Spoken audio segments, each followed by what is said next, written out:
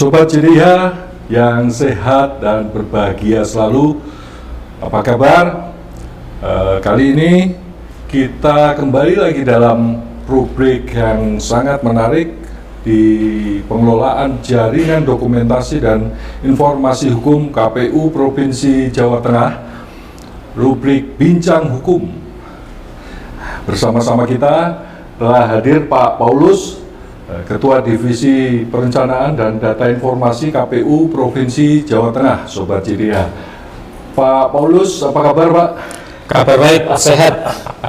Tampak bugar terus ini Pak Paulus. Sudah menyelesaikan vaksin. Oh, sudah vaksin yang ketiga ya, menyelesaikan. Booster itu ya Pak. Ya, mudah-mudahan semakin memberikan kekebalan yang optimal ya, gitu. Amin.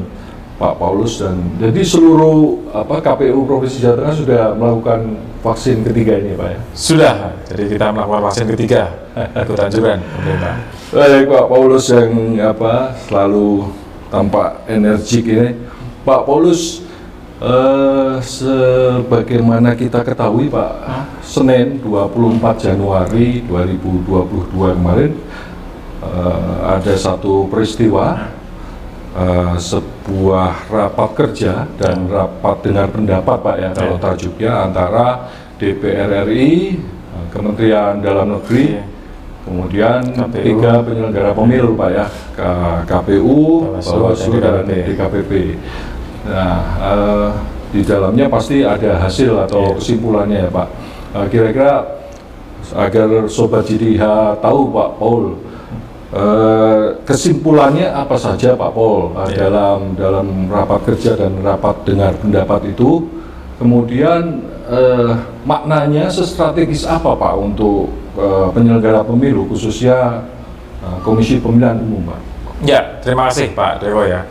Jadi betul memang pada hari Senin yang lalu, tanggal 24 tepatnya, sudah ada rapat dengar pendapat di DPR.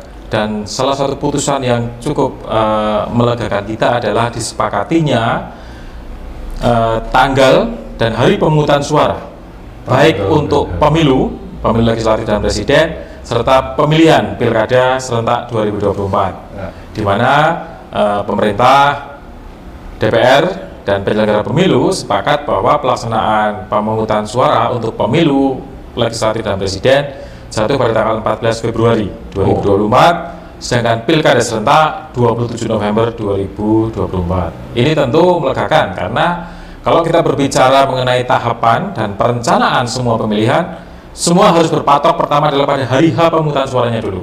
Ya. Setelah itu ditarik garisnya mundur, tahapannya akan dimulai kapan dan apa saja. Yang penting hari H-nya sudah ketemu, maka semua baru bisa dilaksanakan. Ya, jadi sangat strategis ya Pak untuk menetapkan tahapan yang lain ya Pak ya. Iya. Sudah diatur di regulasi juga Pak ya, ketentuannya.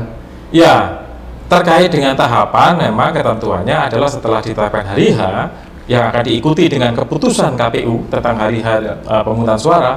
Nah, setelah itu diikuti dengan peraturan KPU mengenai tahapan jadwal terkait pelaksanaan ini. Ya. Hari hanya ini kapan mulai pendaftaran partai politik, kapan mulai pemutakhiran data pemilih, kapan kampanye, kapan pendaftaran caleg, itu semua diatur setelah kita tahu hari H. Baik, sangat strategis ya Pak. Iya. Tapi pembahasannya memang cukup, kalau quote on quote agak alot gitu ya Pak ya, dengan komprehensif ya untuk menentukan hari pemungutan suaranya itu sendiri ya Pak ya. Iya, karena konsekuensinya ternyata panjang. Setelah hari H ada konsekuensi yang panjang sekali. Maka memang kita paham kalau itu kemarin ya masih, kalau kita nggak bilang alat ya, tetapi ada dinamika. Ada dinamika. Ya. Baik. Iya Pak. Artinya ini melegakan semua ya Pak ya. Dengan ditetapkan tahapan pemungutan suara, baik untuk pemilu serentak dan pemilihan serentak di 2024 ya Pak. Dan semuanya pasti dalam mendasari regulasi yang ada. Baik Pak Paul. Kemudian dari KPU sendiri Pak, selanjutnya persiapan apa Pak? KPU RI sebagai regulator, kira-kira apa persiapan setelah ini yang perlu dilakukan? Kemudian untuk KPU Provinsi Jawa Tengah sendiri kira-kira apa persiapannya Pak pasca RDP ini? Iya, terima kasih Pak Dewo. Jadi setelah penetapan hari tanggal pemungutan suara, maka tugas besar dari KPU adalah merencanakan terkait dengan anggaran, lalu terkait dengan tahapan. Nah, ini dua ini memang langsung ditindaklanjuti oleh KPU. Mereka sudah merencanakan untuk anggarannya sampai berapa, lalu tahapannya apa saja dan kapan dimulainya. Ya, jadi ini kan sedang dilakukan oleh mereka. Tentu setelah itu juga regulasi-regulasinya, karena setelah ada undang-undangnya, maka ada peraturan KPU-nya, yang turunannya itu yang harus disiapkan oleh KPU RI. Nah, untuk kami yang di tingkat KPU Provinsi, yang kita laksanakan sambil menunggu apa yang dilaksanakan KPU RI, yang paling pas sekarang kita adalah persiapan untuk internal. Kita penataan terkait dengan SDM kita, nomor satu itu. Jadi kita lengkapi SDM kita sampai jajaran di tingkat kabupaten kota. Setelah itu kita juga konsolidasi internal. Jadi ketika KPU nanti sudah meluncurkan tahapan, kita sudah siap. Jadi kita siap dulu sebelum tahapan itu keluar. Jadi kapan akan dimulai? Apakah akan dimulai pada Februari juga, pakai 24 bulan? Atau pakai nanti 20 bulan, kita siap semuanya. Baik, artinya kalau mengait tentang penetapan atau kesimpulan penentuan tanggal pemungutan suara, baik pemilu maupun pemilihan ini cukup memberikan waktu yang ideal ya Pak untuk persiapan tahapan pelaksanaan maupun nanti sampai ke penyelesaian ya, tahapan penyelesaian ya Pak. Iya. Kalau kita melihat rentangnya yang sudah dibuat ya, baik rentang saat ini sampai dengan hari pemungutan suara, itu kan sekitar masih ada 25 bulan lah, ya kurang sedikit lah ya, lebih dari 2 tahun lah, artinya ini waktu persiapan sangat baik. Lalu kalau kita melihat bahwa jeda antara pemungutan suara pemilu dengan pemilihan, artinya pilkada serentak, itu cukup untuk KPU menyelesaikan pemilu sampai pada penetapan kursi dan penetapan calon, lalu tidak berbenturan dengan jadwal tahapan dalam pilkada, yaitu pendaftaran bakal calon kepala daerah. Karena calon kepala daerah untuk pilkada 2024 mendasari pada perolehan kursi dan suara pada pemilu 2024 juga. Iya. Kalau diatur dengan normanya Pak, ada nggak pembatasan paling lambat tahapan sudah harus dimulai berapa bulan sebelum hari pemungutan suara itu Pak? Ya, kalau kita melihat di tahapan kan paling 20 bulan ya. Paling lambat 20 bulan? Paling lambat. Artinya kalau itu dibuat 24 bulan atau 25 bulan itu masih dalam rentang itu. Ya. Jadi kalau kita pakai, tadi kalau 20 bulan berarti akan nanti jatuhnya Maret, April, Mei ya, kalau sampai Juni itu 20 bulannya. Tapi kalau kita pakai 25 bulan, seharusnya di Januari.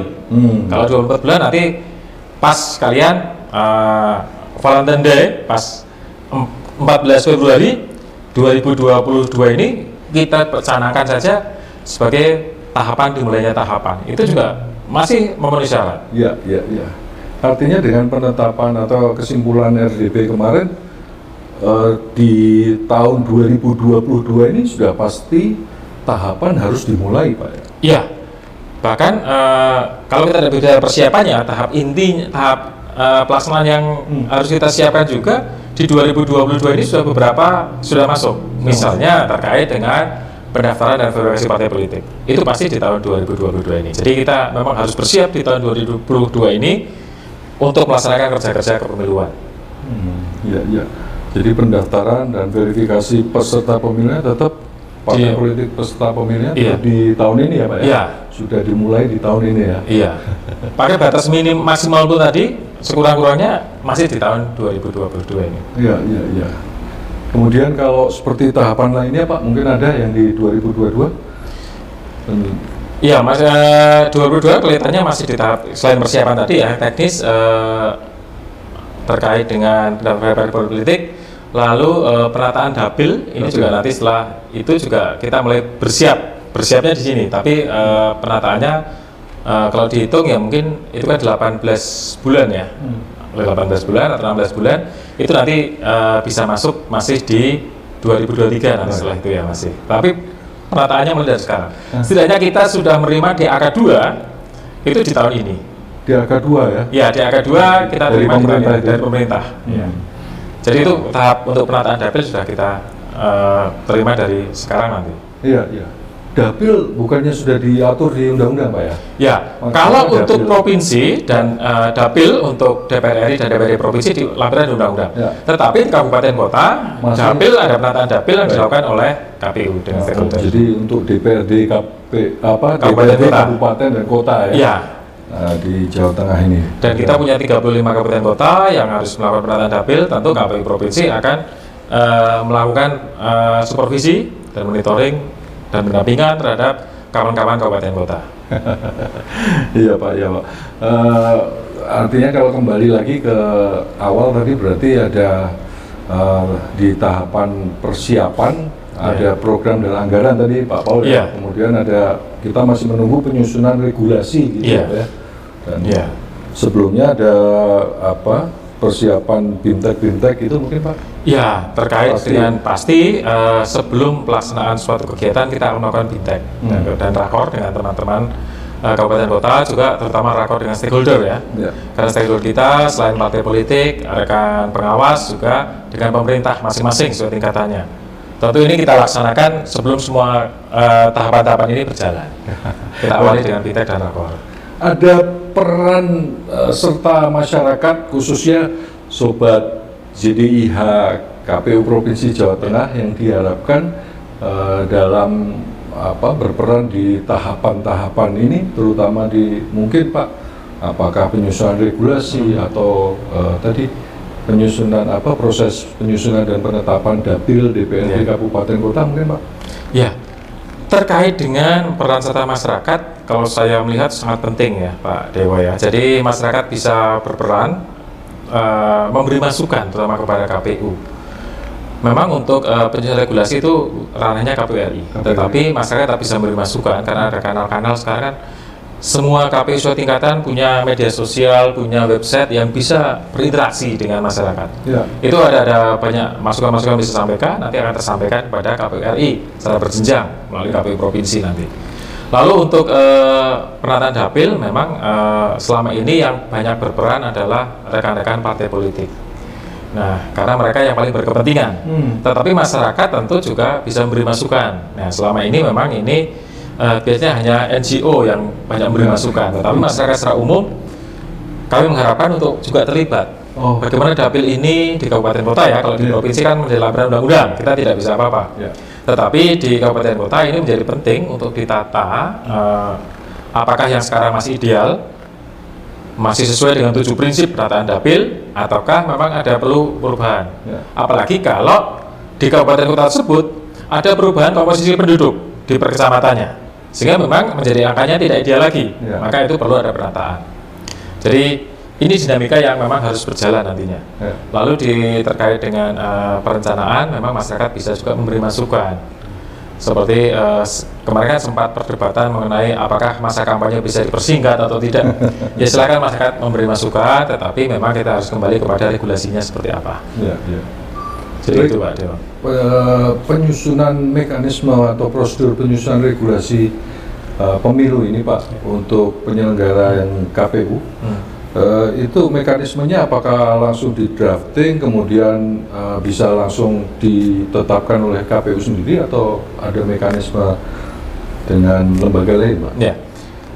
Penyusunan regulasi di tingkat KPU tentu melibatkan banyak pihak. Jadi KPU membuat draft, lalu nanti akan diseminarkan, di FGD-kan dengan banyak stakeholder dan juga mendapat masukan dari masyarakat. Setelah itu ada penyempurnaan, nanti juga ada dibahas bersama dengan Komisi 2 DPR. Jadi juga akan disampaikan karena stakeholder kita kan selain parpol juga DPR. Nanti ada tentu konsultasi forumnya. Jadi setiap regulasi yang dibuat KPU tentu melalui proses yang berjenjang. Jadi tidak serta-merta KPU membuat dan menetapkan. Tentu ada keterlibatan masyarakat. Nah, ini masyarakat kan tidak semua bisa hadir di FGD atau seminar, tetapi masyarakat bisa. Nanti kan itu akan diedarkan juga draftnya seperti apa, lalu mendapat masukan dari masyarakat dan itu akan tentu masukan itu akan ditindaklanjuti oleh KPU RI. Perlu apa dalam tanda petik persetujuan dengan lembaga lain nggak Pak? Selain draftingnya sudah selesai dari KPU, dari internal KPU, apakah ke wakil rakyat? Ya, forumnya adalah konsultasi Pak Dewo. Konsultasi. Jadi ini kalau dulu memang ada regulasi bahwa setiap PKPU harus mendapat persetujuan. Jadi mengikat. Tetapi itu sudah diputuskan di MK bahwa itu forumnya adalah konsultasi. Konsultasi ya. Jadi lagi mengikat tapi konsultasi. Ya, dari konsultasi ke Komisi 2 DPR. Tentu sebagai wakil rakyat yang mengampu urusan pemerintahan dan politik. Nah, kedudukan pemerintah dalam penyusunan regulasi pemilu yang bersifat peraturan KPU ini? Ya, pemerintah tentu sebagai mitra itu punya peran yang cukup strategis. Jadi pemerintah sebagai pihak-pihak yang nanti akan juga terikat dengan peraturan KPU, nah maka dia juga ikut terlibat dalam proses penyusunan, dalam memberi masukan. Dan terakhir nanti Kemenkumham tentu sebagai otorisasi dalam pencatatan regulasi tersebut. Iya. Jadi ada perannya pemerintah. Iya, siap. Menarik sekali ini Pak Muslim di acara bincang hukum KPU Provinsi Jawa Tengah untuk yang pertama di tahun 2022 ini membahas hal yang ternyata tadi menurut Pak Paul cukup strategis buat penyelenggaraan pemilu maupun pemilihan serentak di tahun 2024 ya Pak ya. Terima kasih Pak, cukup lengkap tadi mengawali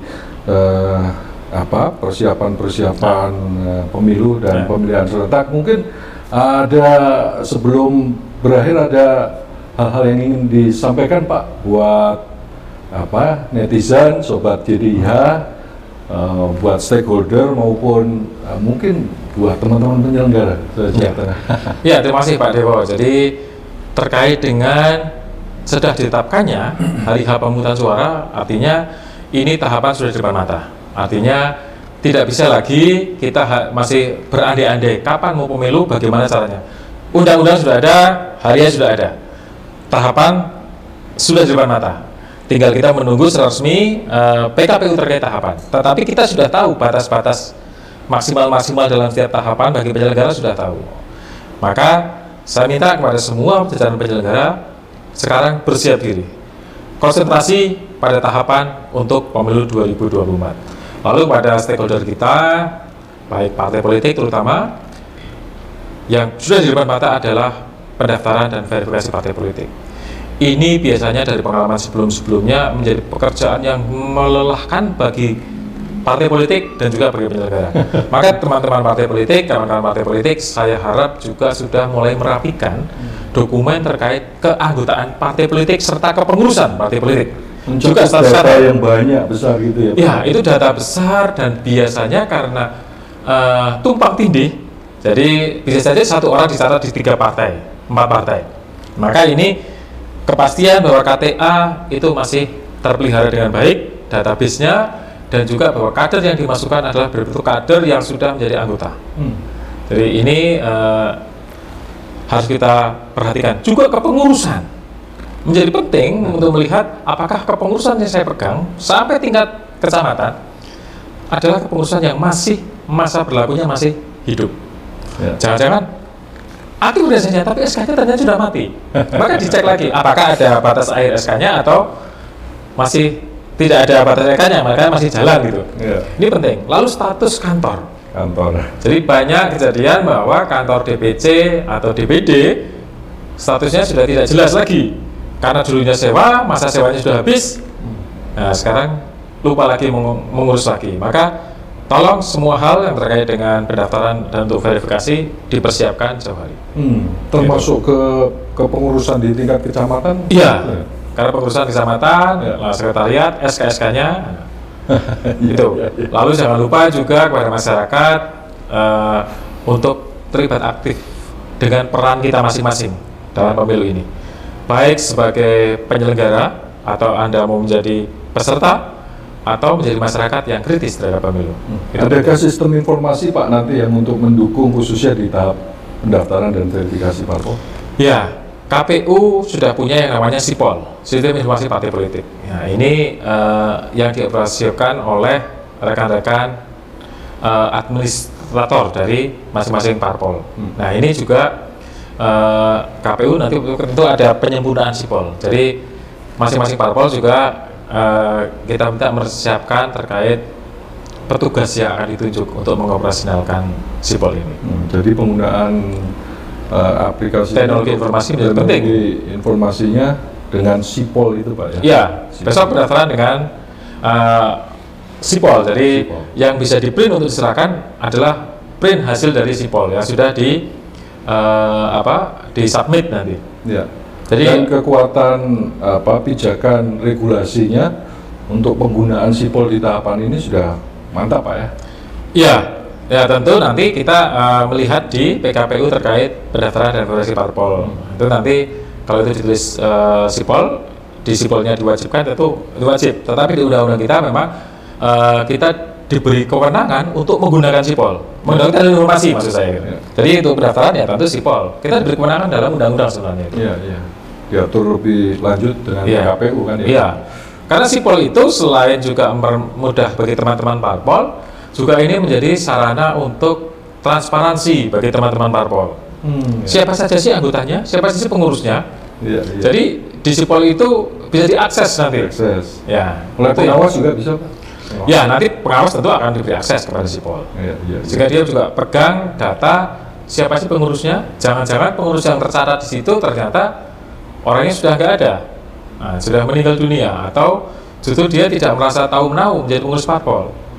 Pengalaman kami ketika ada orang membutuhkan surat tidak pernah menjadi anggota parpol, lalu dicek di KPU ternyata namanya masuk di SIPOL Pak.